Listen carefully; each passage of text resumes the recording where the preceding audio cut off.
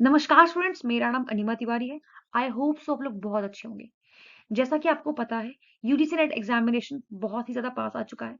I hope so आपकी preparation बहुत अच्छी चल रही होगी।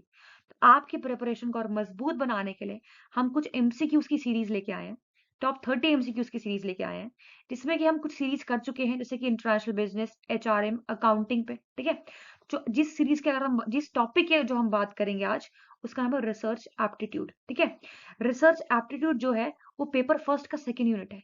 तो इसका मतलब ये हुआ कि सारे सब्जेक्ट जो भी यूजीसी नेट एग्जामिनेशन में होते हैं, उन सब के लिए आज का एमसीक्यूज फायदेमंद होगा। ठीक है, अगर हम बात करते हैं कॉमर्स या मैनेजमेंट की, उसमें जो एक यूनिट है business statistics and research method, paper second में।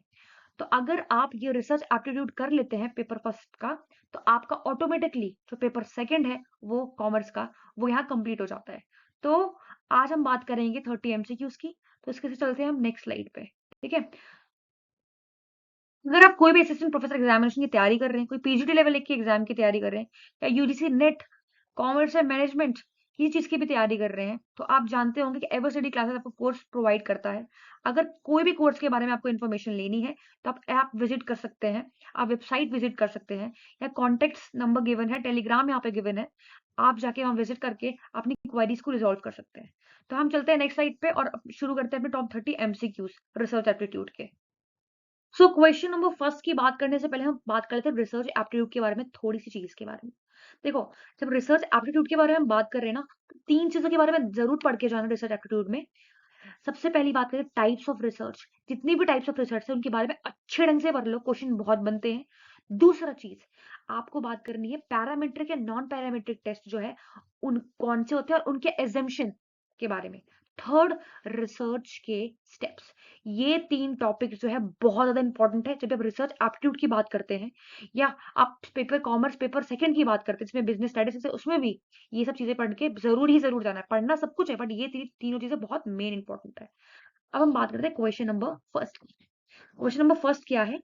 Arrange the following section into correct sequence to form a comprehensive research report.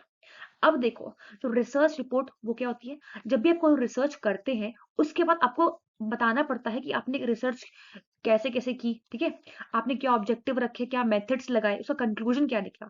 तो जो वो बताते हैं वो किस सीक्वेंस में बताते हैं, वो आपको लिख के देनी पड़ती है, तो उसी को हम कहते हैं रिसर्च रिपोर्ट। ठीक है, तो रिसर्च रिपोर्ट में सबसे पहले हम बात करते हैं अब्स्ट्रैक्ट की। ठीक है, तो पहला क्या आएगा यहाँ पे? अब्स्ट्रैक्ट। दूसरी बात, हम इंट्रोडक्शन परफॉर्म करते हैं। ठीक है, तीसरी बात हम बात करते हैं मेथोडोलॉजी की। ठीक है, चौथी बात हम करते हैं रिजल्ट एंड डिस्कशन करके, फिर लास्ट में फिफ्थ में कंक्लूजन कर देते हैं। ठीक है, तो इसका आंसर क्या होगा? सॉल्यूशन सेकंड, ए सी बी डी ई। ठीक है, अब जो एब्स्ट्रैक्ट है उसका मतलब क्या होता है? अब्स्ट्रैक्ट मतलब क्या है? जो भी आपकी रिसर्च रिपोर्ट है उसके बारे में समरी बता देता है एब्स्ट्रैक्ट, कि ये पूरे रिपोर्ट में हमने लिखा क्या क्या है, क्या कंक्लूजन, क्या फाइंडिंग्स आई है। तो अगर मान लो कोई भी आपको पता लगाना चाहता है कि इस रिसर्च का मतलब क्या है, इस रिसर्च में है क्या, तो वो एब्स्ट्रैक्ट पढ़ लेता है। पूरा रिसर्च रिपोर्ट पढ़ने की जरूरत नहीं है। तो एब्स्ट्रैक्ट का मतलब यही है। ठीक है, नेक्स्ट हम बात करते हैं इंट्रोडक्शन में, जिसमें कि इंट्रोडक्शन में क्या क्या होता है, प्रॉब्लम्स क्या है, ठीक है, ऑब्जेक्टिव्स क्या है, और जो भी आप रिसर्च टॉपिक है उसका बैकग्राउंड क्या है। ठीक है, अब मेथोडोलॉजी की बात करते हैं, जिसमें क्या मेथड या प्रोसेस जो भी स्टडी में यूज कर रहे हैं उसके बारे में, जैसे कि कौन कौन से मेथड यूज किए हैं। सब रिसर्च के मेथड्स होते हैं ना, कौन कौन से मेथड आपने इसमें यूज किए, उसकी हम बात करते हैं। कौन कौन से प्रोसेस आप यूज कर रहे हो, ठीक है, आप इसमें रिसर्च टॉपिक को कंप्लीट करने में। ठीक है, अब आता है रिजल्ट एंड डिस्कशन। रिजल्ट निकालते हैं, उसमें डिस्कस करते हैं, लास्ट में उसके बारे में कंक्लूजन बता देते हैं कि इस रिसर्च रिपोर्ट पे ये रिसर्च टॉपिक का आपके पास कंक्लूजन क्या निकला है। ठीक है, आई होप सबको समझ आया होगा रिसर्च रिपोर्ट क्या होती है, उसके स्टेप्स क्या होते हैं। ठीक है, अब हम चलते हैं नेक्स्ट क्वेश्चन पे। Question number second, which of the following are valid steps in preparing data for the analysis. इसका मतलब ये है, जो भी डाटा एनालिसिस है उसके स्टेप्स को यहाँ प्रॉपर्ली पूछा गया है। और ये किसका स्टेप्स है? ये एक रिसर्च का स्टेप है। ठीक है, मैंने प्रीवियस स्लाइड में आपको बताया है कि जो भी तीन चीजें आपको पढ़ के जानी ही जानी रिसर्च एप्टीट्यूड में। पहली चीज टाइप्स ऑफ रिसर्च, दूसरा स्टेप्स ऑफ रिसर्च। तो डाटा एनालिसिस है वो स्टेप्स ऑफ रिसर्च है, और वो डाटा एनालिसिस के अंदर का स्टेप्स यहाँ पे पूछा गया। ठीक है, तो सबसे पहला जो रिसर्च है उसके स्टेप्स क्या क्या होते हैं? सबसे पहले आप आइडेंटिफाई करते हो प्रॉब्लम को, दूसरा आप लिटरेचर रिव्यू करते हो, तीसरा आप डिफाइन करते हो प्रॉब्लम को, चौथा, आप हाइपोथेसिस की सेटिंग करते हो, फिर आप सैंपलिंग की डिजाइन करते हो, फिर आप डाटा की कलेक्ट करते हो, फिर डाटा को एनालिसिस करते हो। जो डाटा एनालिसिस करते हैं ना, उसके अंदर का यहाँ पे स्टेप्स पूछ लिया गया है। अब इसके अंदर का स्टेप्स क्या क्या होता है? सबसे पहला होता है आप डाटा को क्या करते हो, प्रॉपरली ऑब्जेक्टिव डिफाइन करते हो, उसका है ऑब्जेक्टिव क्या है। दूसरा बात करते हो डाटा को कलेक्ट करते हो। तीसरा आप डाटा को क्लीन करते हो। फिर डाटा को क्या करते हो, एनालिसिस करते हो, उसका विजुअलाइजेशन करते हो, इसमें कोडिंग वगैरह करते हो, जो भी करते हैं। फिर लास्ट में इंटरप्रेट करते हैं, फिर बाद में कम्युनिकेट करते हैं डाटा। तो यहाँ पे क्या क्या चीजें आएंगी? डाटा क्लीनिंग करना, डाटा कोडिंग करना, और नॉर्मलाइजेशन करना। ठीक है। डाटा की वैलिडेशन और क्रॉस रेफरेंसिंग डाटा के एनालिसिस के स्टेप में नहीं आता। ठीक है, तो इसका आंसर क्या होगा? A B E. ठीक है।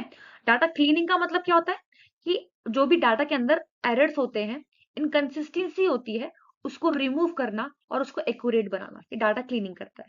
डाटा कोडिंग का मतलब क्या होता है? जो भी आपके पास जितने भी न्यूमेरल्स या सिंबॉलिक वैल्यू है, वो हर एक चीजों को, जो डाटा होता है गिवन, उसको असाइन करना होता है ताकि इजी प्रोसेसिंग हो पाए। ठीक है।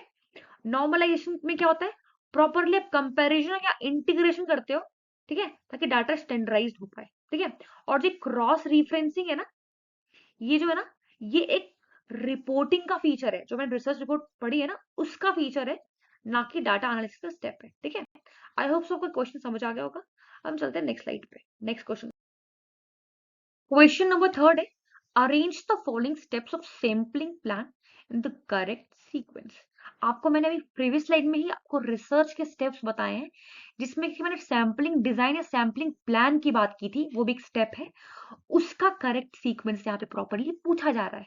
मैंने क्या बताया था? पहला स्टेप क्या था? स्टेप रिसर्च का पहला स्टेप ये था कि आपके आपके पास क्या करना है, आइडेंटिफाई करना है प्रॉब्लम को। दूसरा स्टेप क्या था? आपने लिटरेचर रिव्यू करना है।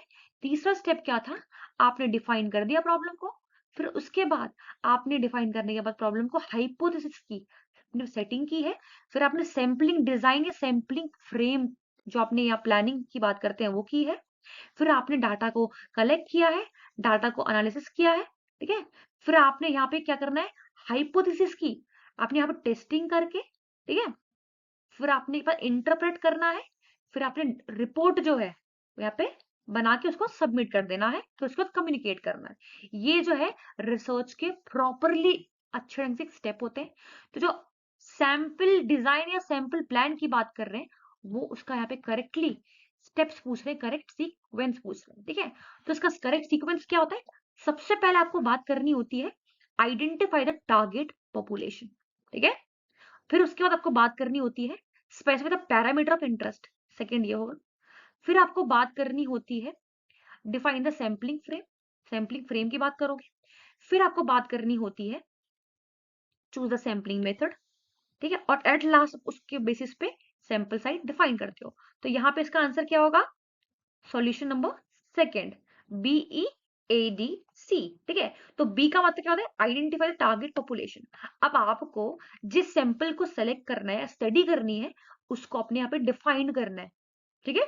फिर उसके बाद specify the parameter of interest. इसका मतलब आपने कौन कौन से उस ग्रुप के कैरेक्टरिस्टिक्स पे फोकस करना है, किस कैरेक्टरिस्टिक्स पे स्टडी करनी है, वो बताता है पैरामीटर ऑफ इंटरेस्ट। फिर आपने क्या करना? सैम्पलिंग फ्रेम डिफाइन करना है। सैम्पलिंग फ्रेम का मतलब क्या हो सकता है? एक लिस्ट बनाएंगे सिलेक्शन के लिए। जैसे मान लो आपने सेलेक्ट कर लिया कि कौन सी कैरेक्टरिस्टिक्स को आपने डिटरमाइन करना है, तो उसकी बेसिस पे आपने यहाँ पे सैंपल को फ्रेम करके एक लिस्ट तैयार कर देनी है। ठीक है। अभी एक और बात मैं आपको बताती हूँ, सैंपलिंग फ्रेम और सैंपलिंग यूनिट में बहुत बड़ा डिफरेंस होता है। सबसे पहले हम सैंपलिंग यूनिट सेलेक्ट करते हैं, उसके बेसिस पे हम फ्रेम सेलेक्ट करते हैं। अब मैं दो चीजें आपको डिफरेंस समझाती हूँ। सैंपलिंग यूनिट क्या होती है? जैसे मान लो आपको एक ग्रुप के ऊपर स्टडी करनी थी, तो उस ग्रुप का एक कैरेक्टरिस्टिक्स उठाया। अब फॉर एग्जाम्पल एक मेल थी, फीमेल थी, तो आपने फीमेल को उठा लिया। अब फीमेल की आपने चार कैरेक्टरिस्टिक्स होती है मान लो, तो एक कैरेक्टरिस्टिक्स को जब उठाएंगे, तो वहां पे आपने क्या कर दिया? सैम्पलिंग की फ्रेम कर दी। सैम्पलिंग यूनिट में आपने क्या उठाया? फीमेल को उठाया। और सैम्पलिंग फ्रेम में क्या उठाया आपने? उसकी एक कैरेक्टरिस्टिक उठा ली। ठीक है। तो सैम्पलिंग यूनिट सैम्पलिंग फ्रेम में ये डिफरेंस होता है। फिर फोर्थ क्या होता है? Choose the sampling method. ठीक है। कौन से बहुत सारे मेथड होते हैं। ठीक है। Sampling, probability sampling method, and non probability simply method. ठीक है, ये अच्छे ढंग से आपने लेक्चर्स में कर लिया होगा। ठीक है, फिर उसके बाद डिसाइड करना है, एट लास्ट सब कुछ डिसाइड होने के बाद आपने सैंपल साइज कितना रखना है वो डिसाइड करना है। ठीक है, आई होप सो कि क्वेश्चन बहुत अच्छे से समझ में आया होगा, और ये क्वेश्चन रिपीट हो रहे हैं और आगे भी होंगे, तो आप बहुत अच्छे ढंग से इसको करिएगा। कोई भी अगर क्वेरीज होती है आप कमेंट सेक्शन में पूछ सकते हैं। चलते हैं नेक्स्ट क्वेश्चन पे। क्वेश्चन नंबर 4 है, which the following is an exploratory research objective. मैंने फर्स्ट स्लाइड में बात की थी कि आपको 3 चीजों पे ध्यान रखना है, मैं फिर वही चीज बोल रही हूँ, रिसर्च के स्टेप्स, पैरामेट्रिक, नॉन पैरामेट्रिक और उसके एजम्पशन, और थर्ड आपको बात करनी है टाइप्स ऑफ रिसर्च। जो एक्सप्लोरेटरी रिसर्च है वो ही टाइप्स ऑफ रिसर्च है, एक उसका एक टाइप है। ठीक है, एक्सप्लोरेटरी रिसर्च के बारे में पूछ रहा है कि ऑब्जेक्टिव क्या होता है। एक्सप्लोरेटरी रिसर्च क्या होता है कि आप कोई भी चीज न्यूली डिफाइन कर रहे हो, आप एक्सप्लोर कर रहे हो। ठीक है, आप डिस्कवर कर रहे हो कोई भी नई चीज। ठीक है, तो उसी को हम कहते हैं एक्सप्लोरेटरी रिसर्च। जो चीज एक्सप्लोर कर रहे हो, जो चीज आपने एक्सप्लोर नहीं की हुई है, उस पे आप जा रहे हो, डिस्कवर कर। ठीक है, तो इसमें इसका ऑब्जेक्टिव क्या है पूछा गया है, testing the hypothesis development the earlier study. नहीं, जो चीज पहले हो चुकी है उस पे हम लोग टेस्टिंग नहीं करते, तो ये तो नहीं होगा। दूसरा, understanding the major dimension of research task, इसको ये हो सकता है। क्वांटिफाइंग रिलेशनशिप अमंग वेरिएबल्स, नहीं, रिलेशनशिप अमंग वेरिएबल्स नहीं देखते क्योंकि ये एक्सपेरिमेंटल रिसर्च करता है, वो एक टाइप है, वो करता है, ये भी नहीं है। लास्ट है मेकिंग प्रेडिक्शन अबाउट फिनोमिना, ये भी नहीं है। इसका आंसर क्या होगा, आंसर नंबर सेकंड। क्यों, क्योंकि एक्सप्लोरेटरी रिसर्च का एम क्या होता है, आपने प्रॉब्लम को डिफाइन करना अच्छे ढंग से, उसके हाइपोथेसिस जो होते हैं उसको आइडेंटिफाई करके फिर प्रॉपरली फर्दर रिसर्च के लिए फाउंडेशन को सेट करना। ठीक है, ठीक है, तो उसको हम कहते हैं एक्सप्लोरेटरी रिसर्च। नया एक्सप्लोर करना, कुछ नई चीजों में जाना, उसे हम कहते हैं एक्सप्लोरेटरी रिसर्च। हाँ, उसका लेना देना प्रीवियस चीजों से नहीं होता, उसका आगे फर्दर रिसर्च के लिए एक जगह खोलना, एक गैप निकालना, उसी को कहते हैं हम एक्सप्लोरेटरी रिसर्च। ठीक है, तो इसका आंसर होगा सेकेंड। अब चलते हैं नेक्स्ट स्लाइड पे। क्वेश्चन नंबर 5 है, which of the following are the condition for applying Z test. मैंने प्रीवियस स्लाइड के फर्स्ट स्लाइड में बात की है, 3 चीजों के बारे में आपको पढ़ना ही पढ़ना है रिसर्च एप्टीट्यूड में। पहला आपने पास रिसर्च के स्टेप्स, रिसर्च के type, and third parametric non parametric के टेस्ट और उसके assumption के बारे में। अब जो जेड टेस्ट है ना, ये पैरामेट्रिक टेस्ट है। ठीक है, तो इसकी कंडीशन के बारे में पूछ रहा है, आप कह सकते हैं अजम्पशन के बारे में पूछ रहा है कि पैरामेट्रिक टेस्ट या जेड टेस्ट अप्लाई करने के लिए क्या क्या कंडीशन लगती है। तो आपने अगर पढ़ा होगा तो क्या क्या कंडीशन लगती है, सबसे पहले सिंपल साइज क्या होना चाहिए, 30 से बड़ा होना चाहिए। ठीक है, दूसरा क्या होना चाहिए, आपके पास population standard deviation is unknown, नहीं, ये अननोन नहीं होगा, ये नोन होना चाहिए, तो ये ऑप्शन है ही नहीं। थर्ड क्या है, data follow the normal distribution, yes, normal distribution follow करता है। नॉर्मल डिस्ट्रीब्यूशन क्या होता है, ये कर्व होता है, बेल कर्व। ठीक है, ये सी भी होगा। डी क्या होता है, population standard deviation is known, तो यस, ये नोन होता है, तो इसका आंसर क्या होगा, A C D, option number second. ठीक है, इसके कंडीशंस होते हैं, ये तो आपको लर्न करने ही करने पड़ेंगे, जब आप अप्लाई करेंगे जेड टेस्ट आपको अपने आप आ जाएगा। ठीक है, अब चलते हैं नेक्स्ट स्लाइड पे, नेक्स्ट क्वेश्चन पे।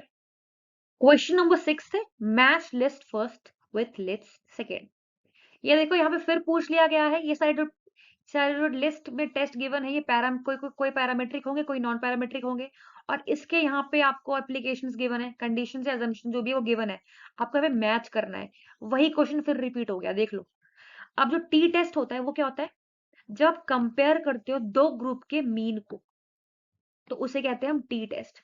अनोवा क्या होता है, मोर देन 2 ग्रुप। और टी टेस्ट क्या है मुझे बताओ, पैरामेट्रिक है ये। अनोवा भी क्या है, पैरामेट्रिक है। अब जो काय स्क्वायर है ये नॉन पैरामेट्रिक है, याद रख लेना। ठीक है, अनोवा क्या होता है, जब आप कंपेयर करते हो means of more than 2 groups को। काय स्क्वायर क्या होता है, जब आप independence, testing independence of categorical variable, जब गुडनेस ऑफ फिट, अगर आपने पढ़ा गुडनेस ऑफ फिट की बात करते हैं ना, इंडिपेंडेंट सैंपल की बात करते हैं, तो वो काय स्क्वायर आता है, तो इसका आंसर थर्ड होगा।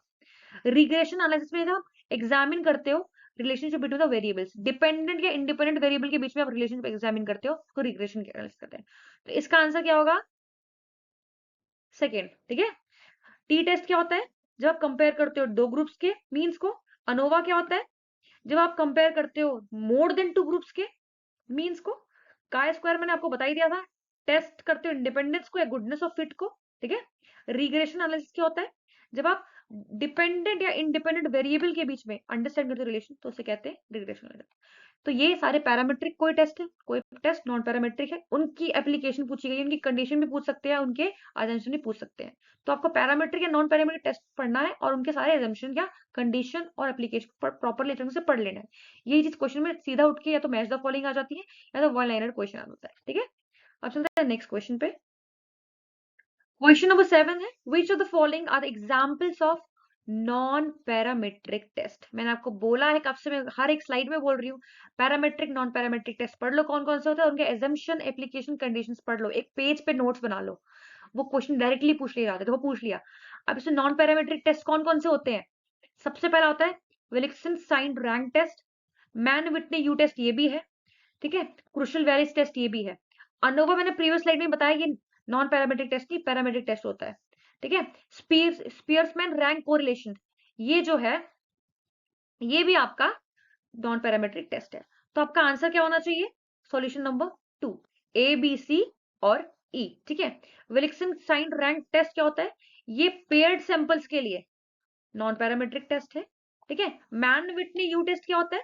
जो कि 2 इंडिपेंडेंट सैंपल है ना, उनके लिए नॉन पैरामेट्रिक टेस्ट होता है। क्रुशियल वैल्यूज टेस्ट क्या होता है? जो कि जब कंपेयर करते हो मोर देन 2 ग्रुप्स को, उसके लिए नॉन पैरामेट्रिक टेस्ट होता है। डिफरेंस देख लो, ये पेयर्ड के लिए, ये 2 इंडिपेंडेंट सैंपल्स के लिए, ये मोर देन 2 ग्रुप्स के लिए। ठीक है, अनोवा तो मैंने आपको बता दिया है, ये एक पैरामेट्रिक टेस्ट होता है कंपेयर करने के लिए मीन्स को। और स्पीयर्समैन रैंक कोरिलेशन जो होता है, वो एक नॉन पैरामेट्रिक टेस्ट है। जब आप कोरिलेशन में पढ़ते हो ना, उसका एक मेथड है ये। ठीक है, तो ये नॉन पैरामेट्रिक होता है। ठीक है, आई होप सबको ये क्वेश्चन समझ आ गया होगा। चलते हैं नेक्स्ट स्लाइड पे। क्वेश्चन नंबर 8 है, arrange the following steps in designing an experiment in the correct sequence. देखो, जो आपके पास टाइप्स ऑफ रिसर्च है, उसके अंदर एक एक्सपेरिमेंटल रिसर्च आता है। तो एक्सपेरिमेंटल रिसर्च यहाँ पे उसकी बात कर सकते हैं, उसके स्टेप्स के बारे में इसलिए पूछा गया है कि क्या क्या स्टेप्स की जरूरत है एक डिजाइन करने के लिए एक्सपेरिमेंट को, या हम एक्सपेरिमेंटल रिसर्च भी कह सकते हैं। ठीक है, तो जब भी एक्सपेरिमेंट पूछे या एक्सपेरिमेंट रिसर्च पूछे, उसके स्टेप्स पूछे, तो ये सब सेम ही होंगे। तो सबसे पहला आप क्या करते हो कोई भी एक्सपेरिमेंट को डिजाइन करने के लिए? सबसे पहले आप बात करते हो वेरिएबल्स को डिफाइन करते हो कि मतलब वेरिएबल्स का मतलब इंडिपेंडेंट वेरिएबल कौन से होंगे, डिपेंडेंट वेरिएबल्स कौन से होंगे, वो डिफाइन करते हो और उनके बीच का रिलेशनशिप डिफाइन करते हो। ठीक है, जिस चीज के बारे में आपको टेस्ट करनी है, फॉर एग्जांपल प्राइस और डिमांड है, एक इंडिपेंडेंट प्राइस इंडिपेंडेंट वेरिएबल है और डिमांड आपका डिपेंडेंट वेरिएबल है, तो वो आपने डिफाइन कर लिया और उनके बीच में रिलेशनशिप एस्टेब्लिश कर दिया। तो पहला पहला स्टेप आपके पास क्या होता है? ये होता है। दूसरा स्टेप क्या होता है? आपने right the specific and testable hypothesis. अब आपने जब डिफाइन कर लिया आपने वेरिएबल को, उसके बाद आपने हाइपोथेसिस आपके उसके पास सेटिंग कर देनी है। ठीक है, एक टेंटेटिव स्टेटमेंट होती है, अजम्पटिव स्टेटमेंट होती है हाइपोथेसिस का मतलब, वो यहाँ पे आपने सेट कर देनी है। फिर आपने क्या करना है?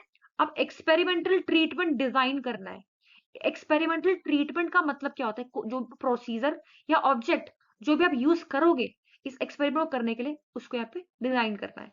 जैसे कि मान लो आपने ना एक एक टीचर है, उसने एक चेक करना है, जैसे एक ए ग्रुप है एक बी ग्रुप है, तो दोनों को अलग अलग टीचिंग मेथड्स, तो यहाँ पे टीचिंग मेथड्स जो होंगे ना, वो एक्सपेरिमेंटल ट्रीटमेंट होगी, वो लगा के चेक किया कि कौन से टीचिंग मेथड किस में फायदेमंद है। तो ए ग्रुप में मान लो आपने ऑनलाइन टीचिंग मेथड दे दिया, बी ग्रुप में आपने मान लो मतलब कि फॉर्मल टीचिंग मेथड दे दिया जो कि आप फेस टू फेस पढ़ाते हैं। ठीक है, तो वो टीचिंग ट्रीटमेंट उसी चीज को कहते हैं।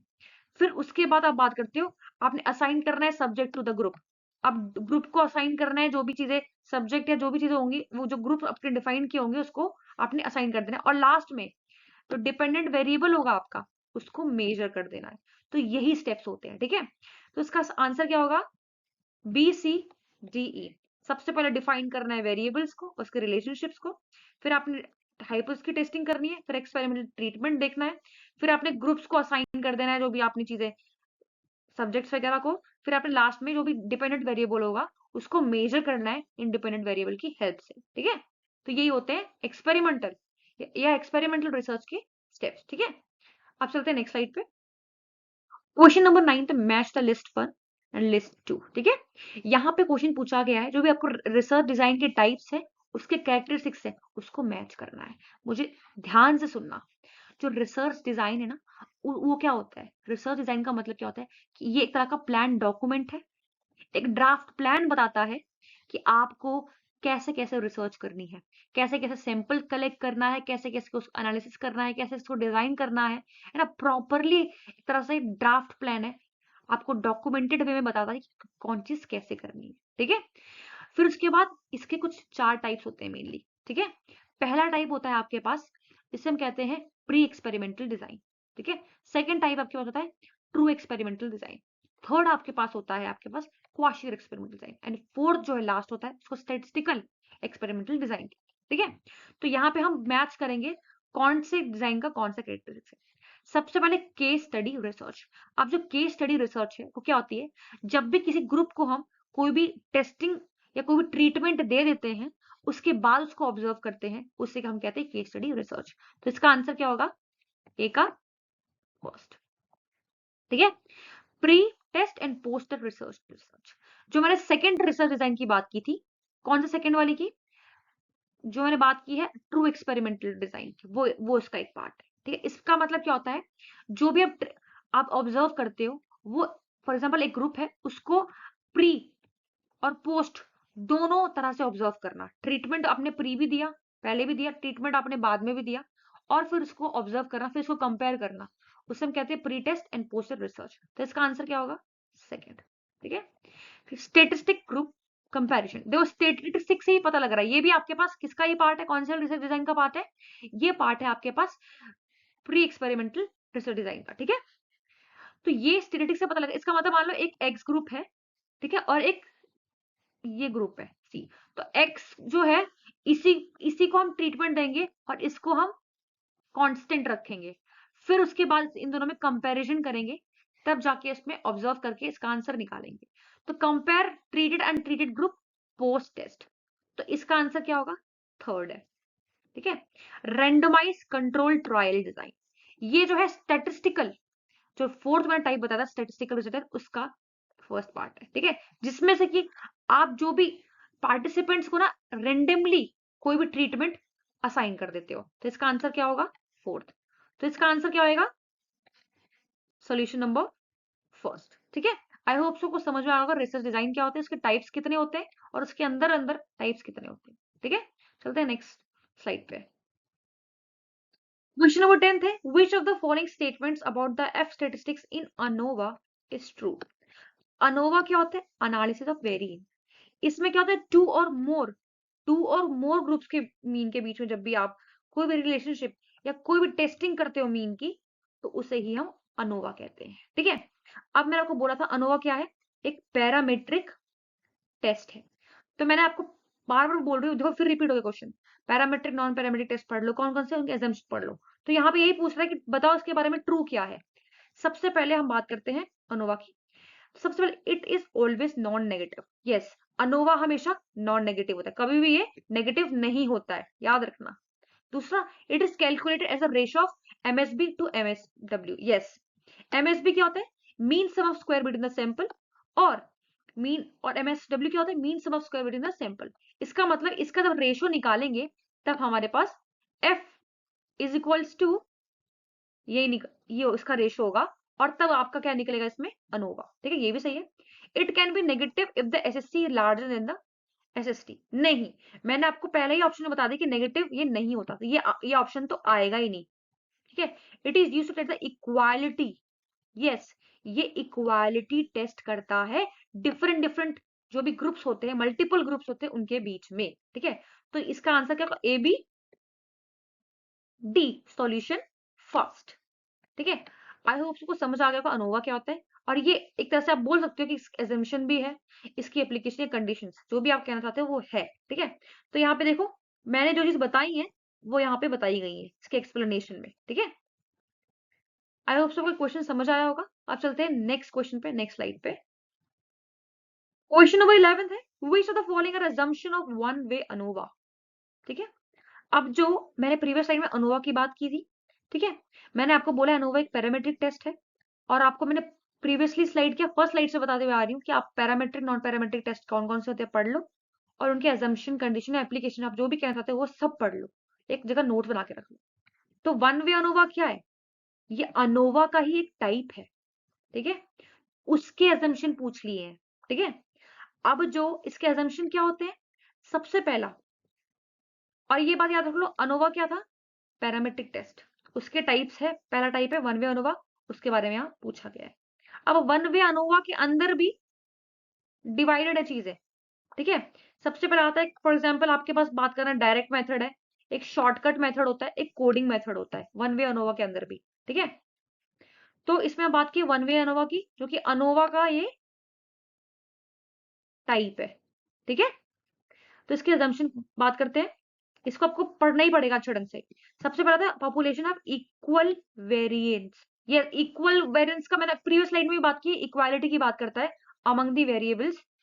तो इक्वालिटी और होमोजेनिटी की, जहां भी होमोजेनिटी, इक्वालिटी या होमोजेनिटी की बात करता है, उसे ही हम वन वे अनोवा टेस्ट का अजम्पशन कहते हैं, या अनोवा का भी अजम्पशन सेम ही होगा। तो ये है, सैंपल्स आर डिपेंडेंट, कभी भी यहाँ पे सैंपल्स डिपेंडेंट नहीं, इंडिपेंडेंट होते हैं, तो ये तो गलत हो गया।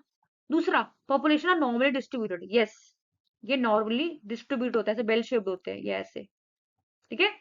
Samples are random and independent, yes, दोनों रैंडम भी होते हैं, इंडिपेंडेंट भी। उसका आंसर क्या होगा? ए सी डी फर्स्ट, ठीक है। आई होप सबको समझ आ गया होगा। अब चलते हैं नेक्स्ट स्लाइड पे।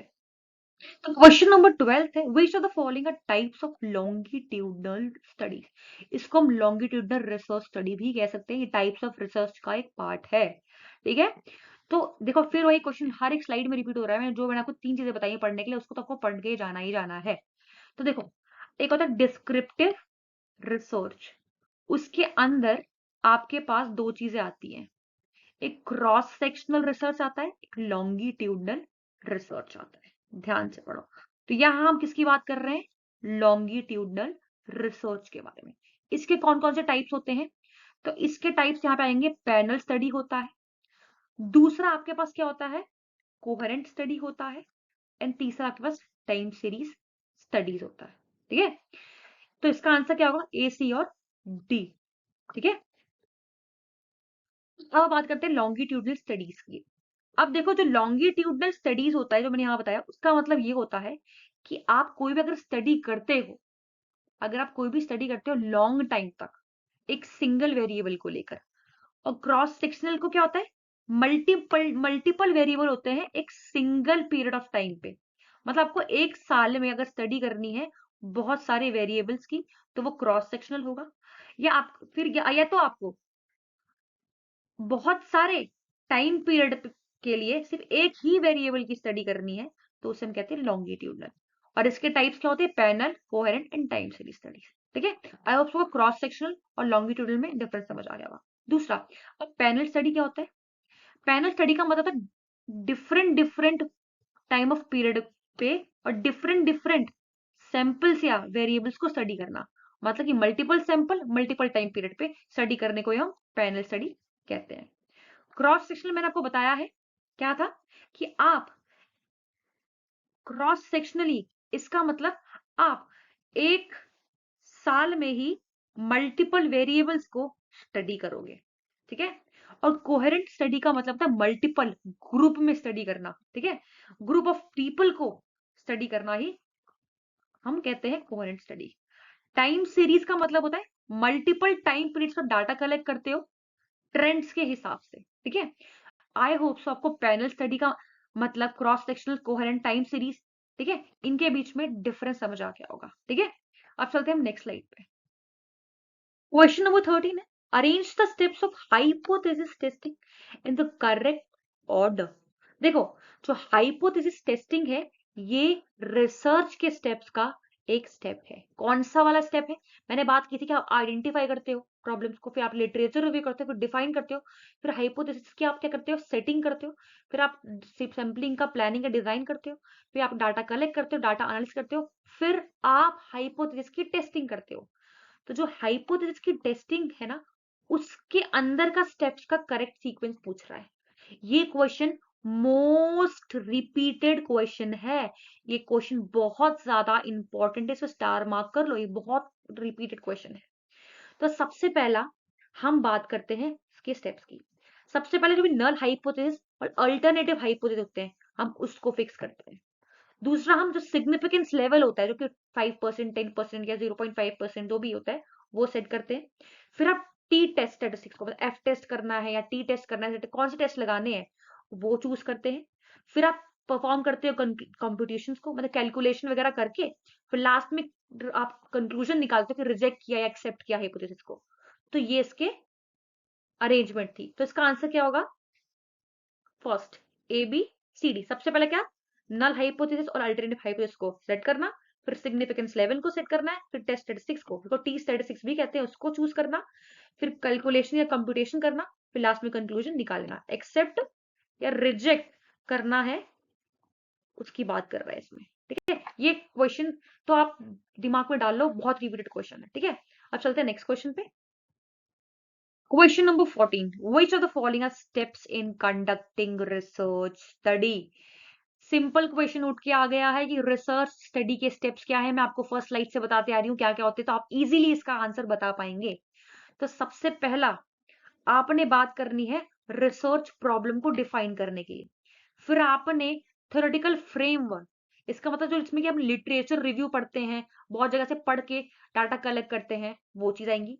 फिर आप ऑब्जेक्टिव सेट करते हो, फिर आप सैंपल को चूज या प्लानिंग वगैरह का डिजाइन करते हो, फिर उसका प्रोसेस या उसकी एनालिसिस करते हो डाटा की। ठीक है, तो आपको यहाँ पे ई तक ऑप्शन दिए हैं, तो इसी को अपने करेक्ट सीक्वेंस में लगाना है। और भी बड़े स्टेप्स हैं, बट इसमें जो ऑप्शन में गिवन है उसमें ही आपको लगाना है। तो इसका जो करेक्ट आंसर होगा वो होगा ऑप्शन नंबर सेकेंड। ठीक है, पहला आपने रिसर्च को डिफाइन किया, फिर आपने लिटरेचर रिव्यू किया, ऑब्जेक्टिव जो भी सेट करने हैं, फिर सैंपल को चूज करके उसको एनालिसिस करना है। ठीक है, ये पूरा स्टेप्स मैंने आपको फर्स्ट या सेकंड स्लाइड में बताया, उसको देख लो जाके। ठीक है, ये क्वेश्चन आपको समझ आ जाएगा, बहुत इंपॉर्टेंट है, डबल टिक मार्क कर लो। ठीक है, चलते हैं नेक्स्ट क्वेश्चन पे। क्वेश्चन नंबर 15 है, which of the following are correct about hypothesis testing. मैंने आपको फर्स्ट स्लाइड में बताया था तीन चीजें आपको रिसर्च एप्टीट्यूड में करनी है। कौन कौन सी? टाइप्स ऑफ रिसर्च, दूसरा स्टेप्स ऑफ रिसर्च, तीसरा पैरामीट्रिक नॉन पैरामीट्रिक, और उसके एजम्पशन कर लो। चौथा चीज भी आप ऐड कर लो उसमें, हाइपोथेसिस के बारे में पढ़ना है, उसके स्टेप्स के बारे में पढ़ना है, और उसके एजम्पशन के बारे में पढ़ना है। ठीक है, बहुत ये चार चीज तो करके ही जाना, बहुत इंपॉर्टेंट है। अब हाइपोथेसिस क्या होता है? एक अजम्पशन बनाना किसी भी चीज के बारे में, किसी भी पैरामीटर के बारे में, उसके बेसिस आप प्रूफ करोगे, जिससे आपकी रिसर्च कंप्लीट होगी। ठीक है, तो हाइपोथेसिस का मतलब टेंटेटिव स्टेटमेंट या अजम्पटिव स्टेटमेंट को ही हाइपोथेसिस कहते हैं। तो हाइपोथेसिस टेस्टिंग के यहाँ पे कुछ स्टेटमेंट्स दिए, उसको बोला कि कौन सा ट्रू है वो बताओ। तो सबसे पहले, it is a statistical method to make decision about population parameter. Yes, बिल्कुल सही है। ये बताता है अजम्पशन, एक ये एक डिसीजन बताता है कि पॉपुलेशन पैरामीटर के बारे में। मैंने बताया ना कि एजम्पशन बनाता है, जैसे मतलब पॉपुलेशन है, उसमें से सैंपल निकाला और उस पर टेस्टिंग की, उस पर टेस्टिंग जो भी हमारा पास रिजल्ट आया, उसके रिजल्ट को हमने पूरे पॉपुलेशन पे लगा के देखा क्या ये सही है। तो ये बनाता है डिसीजन किसके बेसिस पे? पैरामीटर्स के बेसिस पे। तो ये सही है, A is right. B, it's compared to mutually exclusive statement about the sample. Yes. एक आपके पास एक नल हाइपोथेसिस होता है, एक अल्टरनेटिव हाइपोथेसिस होता है। तो दो ऐसे म्यूचुअली एक्सक्लूसिव स्टेटमेंट को ये कंपेयर करता है। तो ये भी सही है, बी भी सही है। Null hypothesis always accepted as a true, नहीं, ये फॉल्स भी हो सकता है, तो ये गलत है। The process involve selecting the significance level and test statistics. Yes, मैंने प्रीवियस स्लाइड में ही बताया है, सिग्निफिकेंस लेवल और टी स्टैटिस्टिक्स को भी आपने इन्वॉल्व करना है स्टेप्स में। लास्ट क्या है? Hypothesis testing always require large samples. जरूरी नहीं है, हाइपोथेसिस टेस्टिंग जरूरी नहीं है कि लार्ज सैंपल को ही जरूरत रिक्वायर करता है, क्या पता वो स्मॉल सैंपल को भी रिक्वायर करता हो। वो डिपेंड करता है कि हाइपोथेसिस टेस्टिंग कौन सी लगा रहे हो। ठीक है, वो डिपेंड करता है, लार्ज सैंपल लगा रहे हो या स्मॉल सैंपल लगा रहे हो, तो उस बेसिस पे यहाँ पे आएगा। तो इसका आंसर क्या होगा? A B D. इसका आंसर क्या होना चाहिए? Solution first. इसका मतलब क्या है? पॉपुलेशन पैरामीटर के बारे में बताता है ये, टू म्यूचुअली एक्सक्लूसिव स्टेटमेंट है। ठीक है, और सिग्निफिकेंस लेवल और टेस्ट स्टेट्स के बारे में बताता है। ये कभी भी जरूरी नहीं है कि लार्ज सैंपल के बारे में बात किया रहे, स्मॉल सैंपल के बारे में बात कर सकता है। और जरूरी नहीं है कि ये हाइपोथेसिस जो है हमेशा ट्रू हो, ये फॉल्स भी हो सकती है। तो इसका आंसर एबीडी था। ठीक है, कौन सा आंसर था? ये फर्स्ट। ठीक है, अब चलते हैं नेक्स्ट स्लाइड पे।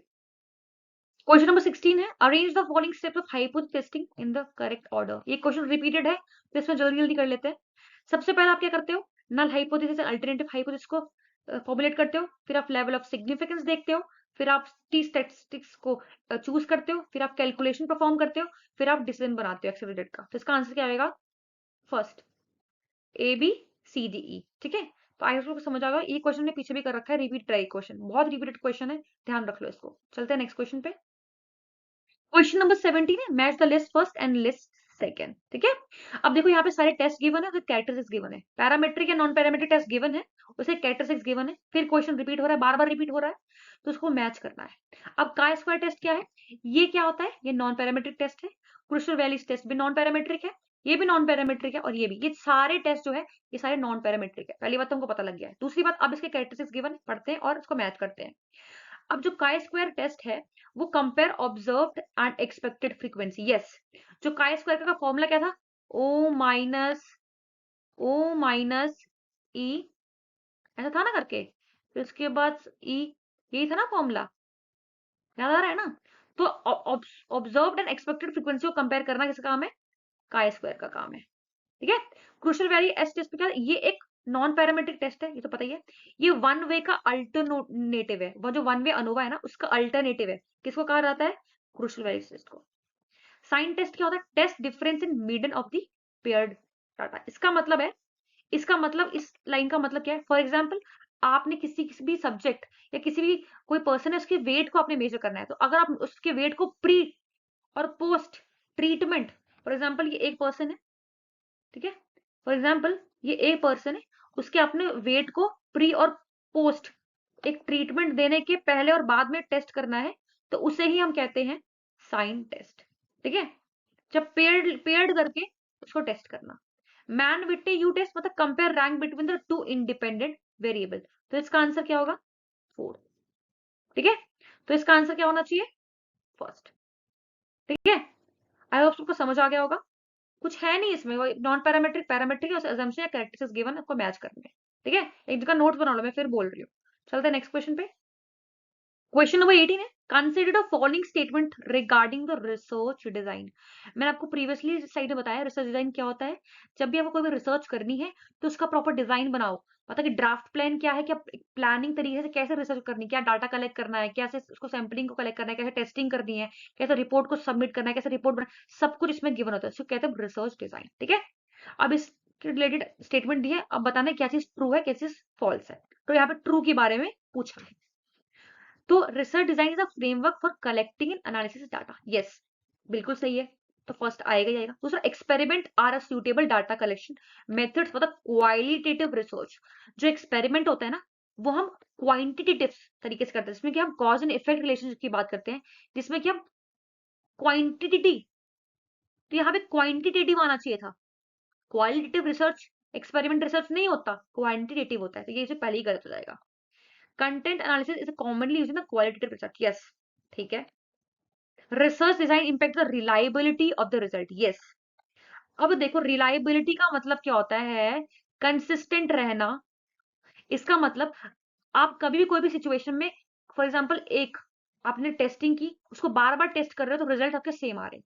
फॉर एग्जांपल एक ए पर्सन था टीचर, उसने एक स्टूडेंट है बी, उसकी कॉपी को चेक किया, तो उसकी कॉपी को पहली बार चेक किया तो उसके कितने नंबर बने, 50।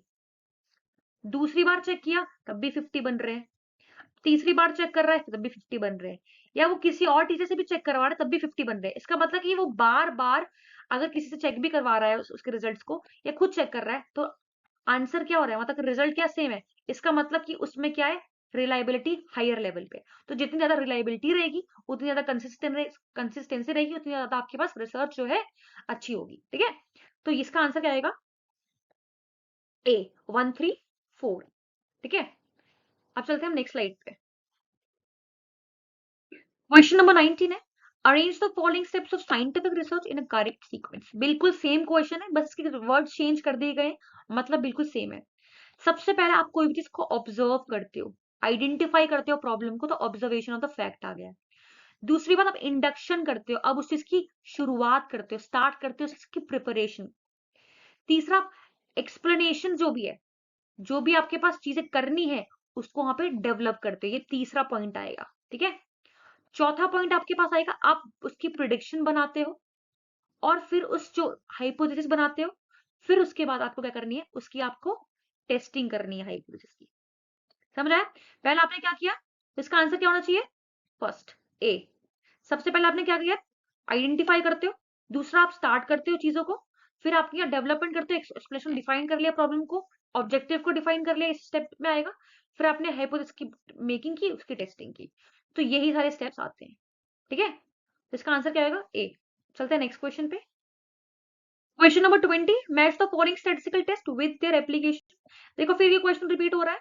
Parametric and non parametric test यहाँ पे सारे गिवन है, इसके एप्लीकेशन से इसको मैच करना है। एप्लीकेशन कह लो, कंडीशन कह लो, कैरेक्टरिस्टिक्स कह लो, assumption कह लो, उससे मैच करना है। फिर मैं बोले नोट्स बना लो एक जगह सारे पैरामेट्रिक नॉन पैरामेट्रिक टेस्ट की, और अच्छे ढंग से उसके बारे में सबसे बड़ा आता है अनोवा। अनोवा क्या होता है? Testing difference in the mean across more than two groups. तो अनोवा में क्या होगा? थर्ड। काई स्क्वायर क्या था?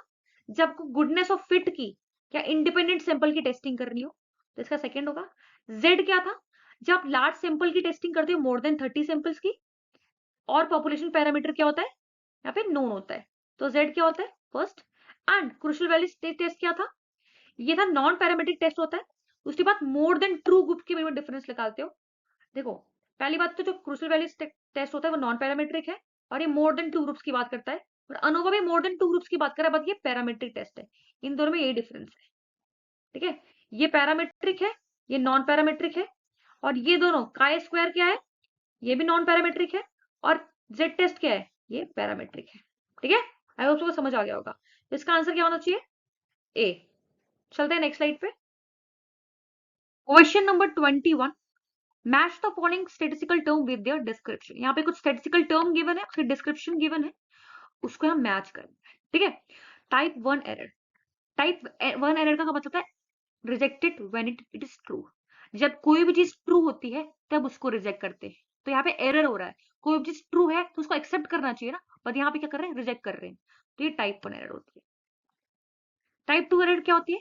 Accepted when it is false. यहाँ पे कोई चीज तब एक्सेप्ट कर रहे हैं जब वो फॉल्स है, बट जब कोई चीज फॉल्स होती है उसको क्या करनी चाहिए?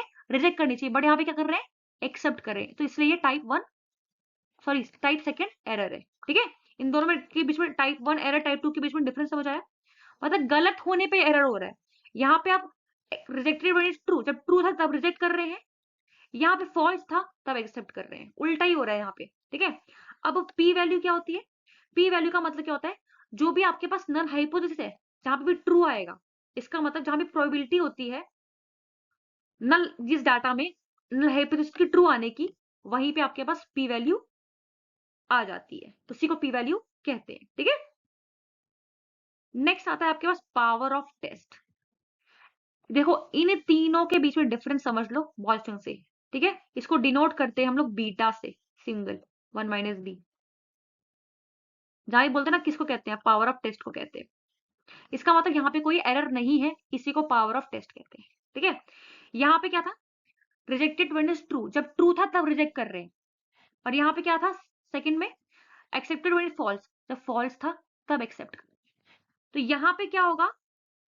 अगर ये रिजेक्ट होगा तो इसको हम एक्सपेक्ट नहीं करेंगे, पहली बात। दूसरा, अगर कोई भी चीज आपके पास फॉल्स होती है तो उसे हम रिजेक्ट कर देंगे, उसे हम एक्सेप्ट नहीं करेंगे। बट इन दोनों में क्या था? उल्टा था। तो इसलिए यहाँ इन दोनों में क्या हो रहा है? एरर। और इसका मतलब होता है यहाँ पे एरर नहीं होता, यहाँ पे सही चीज करनी। ट्रू है तो एक्सेप्ट कर लो, और फॉल्स है तो उसे रिजेक्ट कर दो, ठीक है। अब उसको समझ आ गया, इसका आंसर क्या होगा? फर्स्ट, ठीक है। चलते हैं नेक्स्ट क्वेश्चन पे।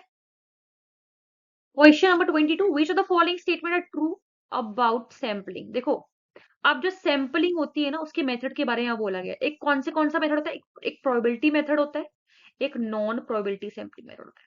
अब प्रोबेबिलिटी मेथड के अंदर ना आपके पास सिंपल रैंडम सैम्पलिंग आता है, सिंपल रैंडम सैम्पलिंग आता है, आपके पास स्ट्रेटिफाइड सैम्पलिंग आता है, आपके पास क्लस्टर सैम्पलिंग आता है, ठीक है, ठीक है। और नॉन प्रोबेबिलिटी सैम्पलिंग के मेथड के अंदर आपके पास कौन कौन से मेथड आते हैं? दैट इज दी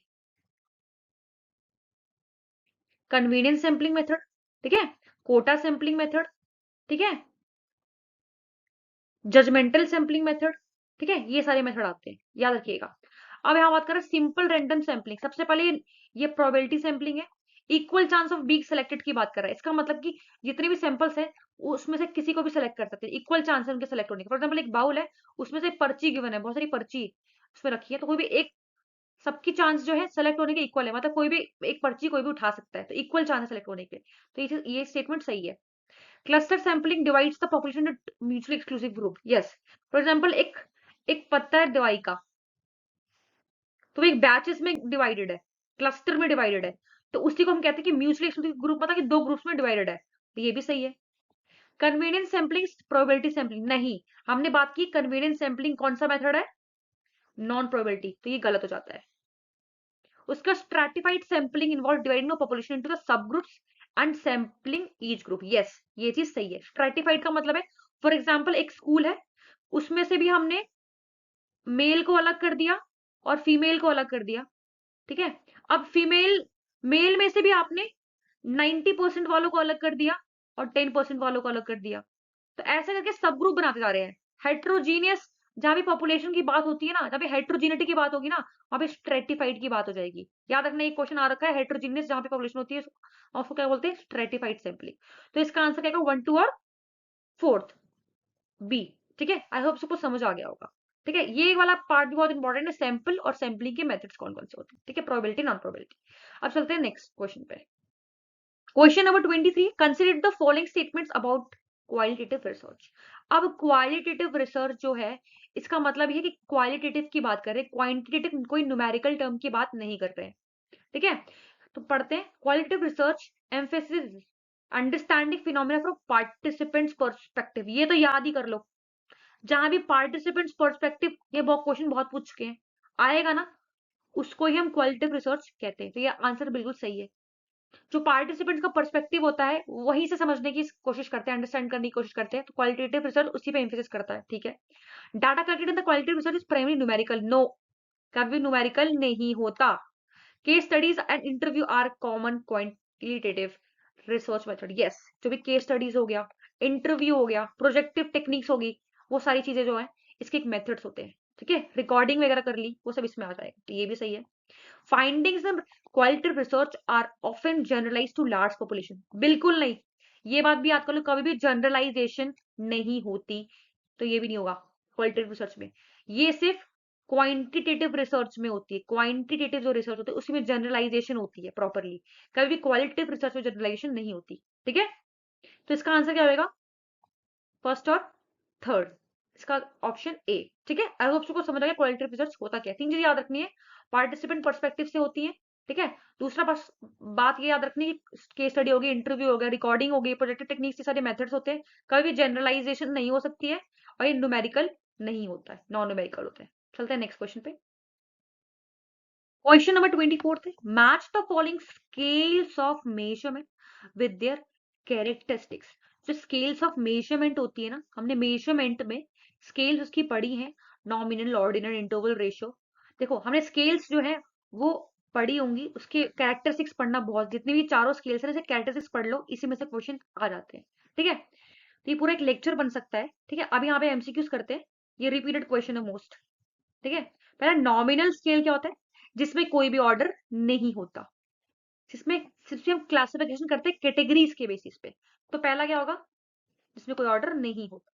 ऑर्डिनल नाम से पता लग रहा है, जो कि ऑर्डर में डिवाइड होता है, मतलब फॉर एग्जाम्पल कोई रैंक है तो वो एक ऑर्डर में गिवन होगी, पहले सीईओ आता है, फिर उसके बाद नीचे मैनेजर आते हैं, फिर उसके बाद एम्प्लॉय आएंगे, फिर वर्कर्स आएंगे, तो वो ऑर्डर में गिवन होता है।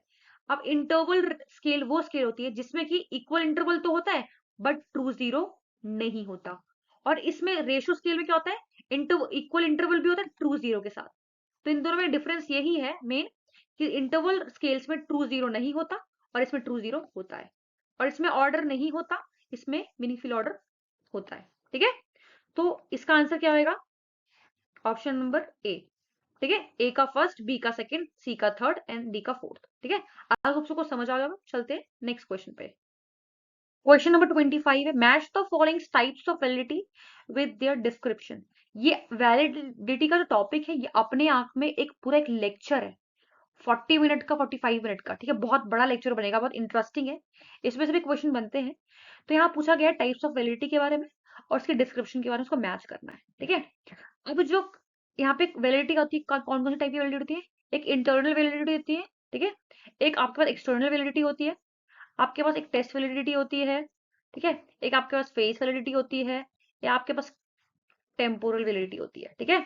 अब जो टेस्ट वैलिडिटी है ना, उसके अंदर ही आपके पास क्या क्या चीजें आएंगी, कंस्ट्रक्ट वैलिडिटी आएगी, दूसरा क्राइटेरिया वैलिडिटी आएगी, ये कंटेंट वैलिडिटी आएगी।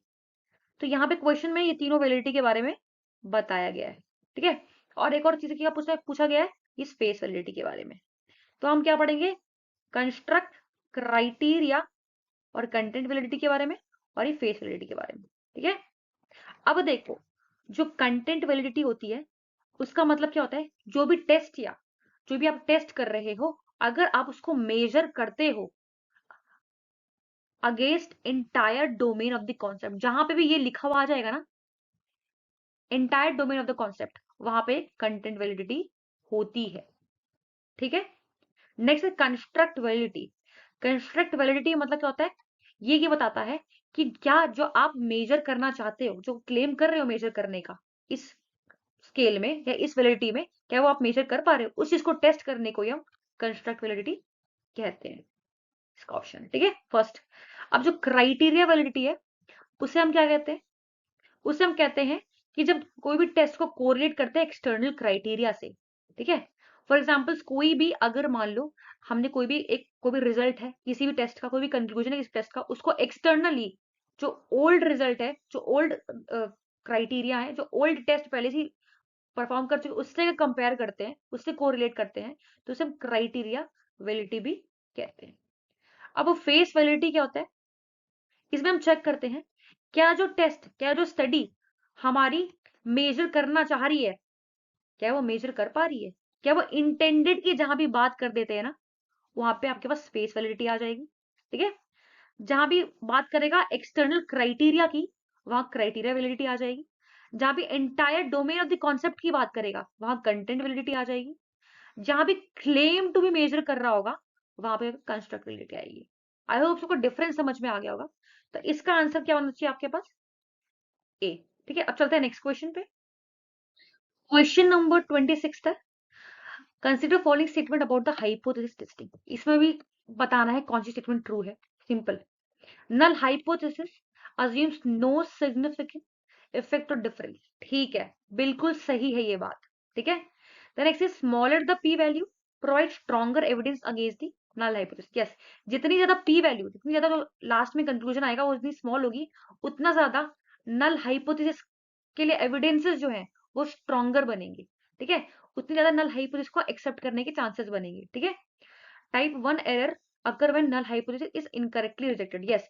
Rejected when it is true, अभी मेरे को प्रीवियसली सेट में चलाया है, जब रिजेक्ट करते हैं तब, कब रिजेक्ट करते हैं, जब वो ट्रू होता है, तो उसको टाइप 1 एरर कहते हैं, यस, ये भी सही है। Type second error occur when the null hypothesis is incorrectly accepted, yes. Accepted when it is false, ठीक है, तब एक्सेप्ट करते हैं जब फॉल्स होता है, उसको कहते हैं टाइप सेकंड एरर, तो ये भी सही है। तो इसका आंसर क्या होगा, option number D, all the above, सारी स्टेटमेंट सही है। इन चीजों को एक नोट मेकिंग करते हो हाइपोथेसिस टेस्टिंग में, उसमें डाल देना। चलते हैं नेक्स्ट क्वेश्चन पे। क्वेश्चन नंबर 27 है, match the following data collection methods with their characteristics. Methods को कैरेक्टरिस्टिक्स से मैच करते हैं। अब डाटा कलेक्शन जो है, मेथड जो है, वो दो टाइप के होते हैं। सबसे पहले प्राइमरी, दूसरा सेकेंडरी। ये क्वेश्चन भी आप ऐड कर लो, प्राइमरी मेथड और सेकेंडरी मेथड कौन कौन से होते हैं, ठीक है। ये जो यहाँ पे गिवन है मोस्टली जो है, ये प्राइमरी ही यहाँ पे आप मान सकते हो गिवन है, ठीक है। तो सबसे पहले हम बात करते हैं ऑब्जर्वेशन की। ऑब्जर्वेशन क्या होता है, जब आप कोई भी डायरेक्टली वॉच करते हो किसी का बिहेवियर, ऑब्जर्व करते हो ना, किसी को देख रहे हो, ऑब्जर्व कर रहे हो, तो वहां से डाटा कलेक्ट करते हो, उसी को ऑब्जर्वेशन कहते हैं। सर्वे क्या होता है, जब आप प्रॉपरली क्वेश्चन, स्ट्रक्चर्ड क्वेश्चन है, कोई भी क्वेश्चनर बनाते हो, उसको फिल करने के लिए लेके जाते हो, डाटा कलेक्ट करने के लिए, उसको सर्वे, वहां पे सर्वे आप करते हो। एक्सपेरिमेंट मतलब controlling variable to establish casualty.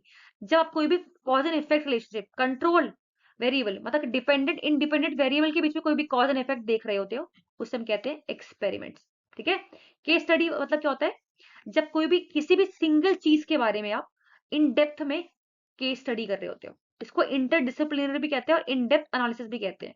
तो इसका आंसर क्या होगा, फर्स्ट, ठीक है। ये मेथड से कैरेक्टरिस्टिक्स है। चलते हैं नेक्स्ट क्वेश्चन पे, आई होप सो आपको समझ आ गया होगा। Consider the following statement about stratified sampling. ये जो स्ट्रेटिफाइड सैम्पलिंग है वो आपके पास दो सैम्पलिंग मेथड्स, एक प्रोबेबिलिटीज, एक नॉन प्रोबेबिलिटीज। जो प्रोबेबिलिटी सैम्पलिंग मेथड उसका पार्ट है, ठीक है। स्ट्रेटिफाइड सैम्पलिंग का मतलब क्या होता है, आप प्रॉपरली आप हेट्रोजीनियस ग्रुप से डाटा उठा के उसको एक ग्रुप में डालते हो, सब ग्रुप में डिवाइड करके वहां से डाटा कलेक्ट करते हो, ठीक है। तो क्वेश्चन जो फर्स्ट है इसका, it involves dividing the population into सब group on the basis of characteristics. Different different characteristics के बेसिस पे आप सब ग्रुप्स में डिवाइड कर दो। फॉर एग्जाम्पल, एक स्कूल था, उसमें से आपने मेल अलग की, फीमेल अलग की।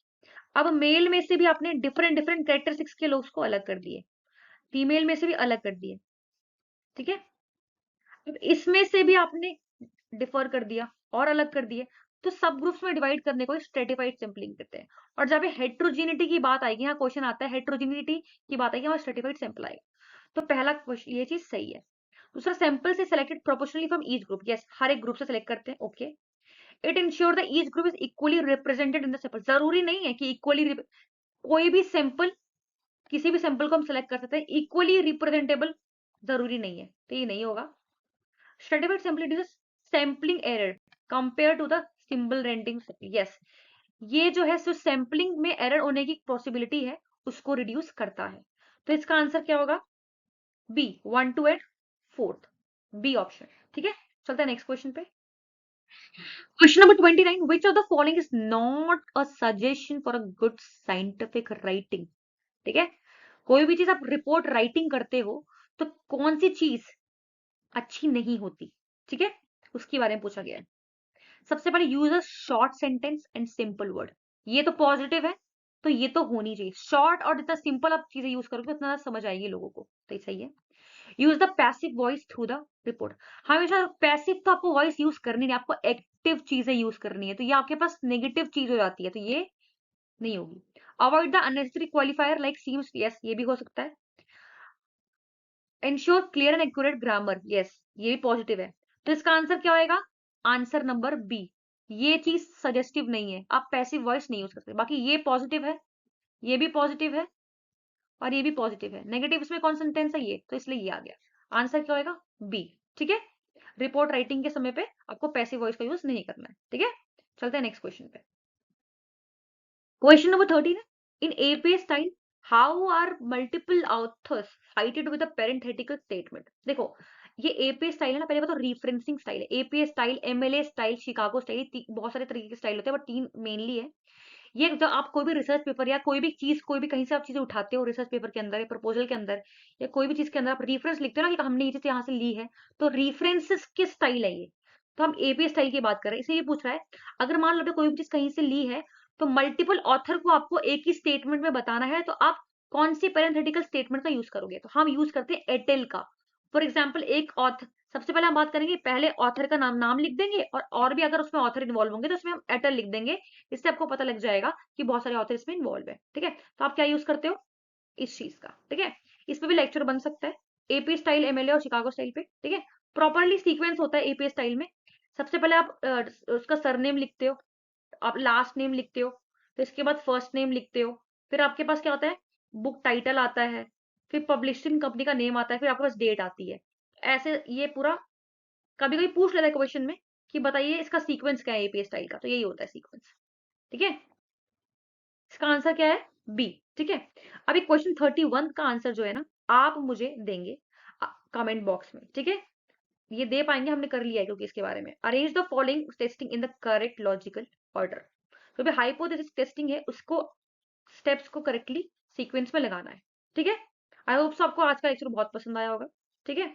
अच्छे ढंग से पढ़िए, और कोई भी अगर क्वेरीज होती हैं, कोई भी प्रॉब्लम होती है, आप कमेंट बॉक्स में पूछ सकते हैं। सो यहाँ पे हमने आज टॉप 30 क्वेश्चंस रिसर्च एप्टीट्यूड के किए। आई होप सबको समझ आ गया होगा, ठीक है, बहुत अच्छे ढंग से। अपनी प्रिपरेशन को जारी रखिए और मजबूत बनाइए, ठीक है। तो आपको मेनली क्या चीजें ध्यान रखनी, मैंने क्या बोला, 4-5 चीजें ध्यान रख लेना रिसर्च एप्टीट्यूड में। सबसे पहले type of research, steps of research, ठीक है, पैरामेट्रिक नॉन पैरामेट्रिक उनके एजम्पशंस वगैरह, और चौथा हाइपोथेसिस टेस्टिंग के स्टेप्स और इसके एजम्पशन पढ़ लो। पढ़ना सब है, बट ये मेन चीजें हैं, वो चीज पढ़ लो। और मैंने एक बात की थी वैलिडिटी की, उसके बारे में पूरा अच्छे ढंग से पढ़ लेना, ठीक है, यही सब पढ़ लेना। ऑल द वेरी बेस्ट, अच्छे ढंग से करिएगा। Thank you very much.